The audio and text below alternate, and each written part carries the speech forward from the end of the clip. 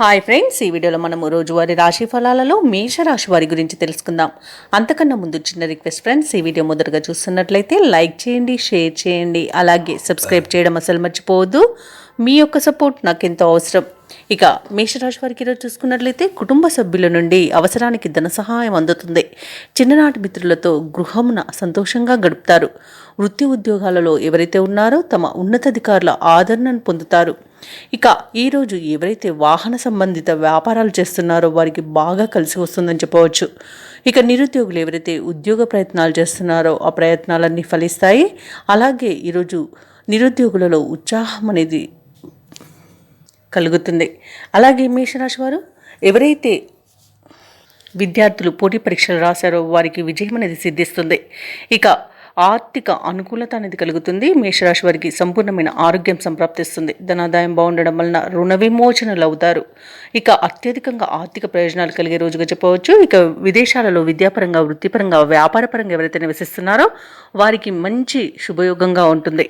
ఇక భూక్రయ విక్రయాలలో రియాల్టర్స్ ఎవరైతే ఉన్నారో వారికి లాభాలు లభిస్తాయి. వ్యవసాయదారులకు పంట లాభం అనేది కనబడుతుంది.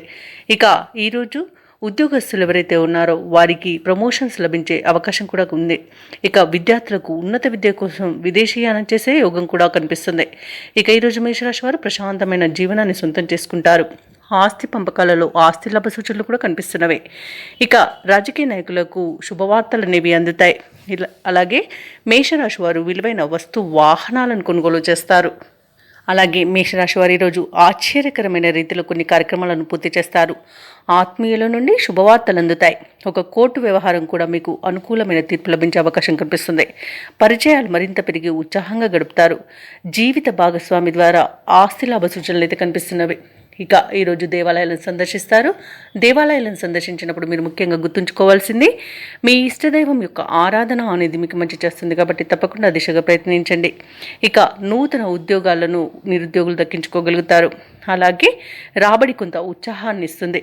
వ్యాపార వాణిజ్యవేత్తలు ఎవరైతే ఉన్నారో వారు లాభాలను పొందుతారు. ప్రభుత్వ ఉద్యోగస్తులకు ప్రమోషన్లు దక్కుతాయి.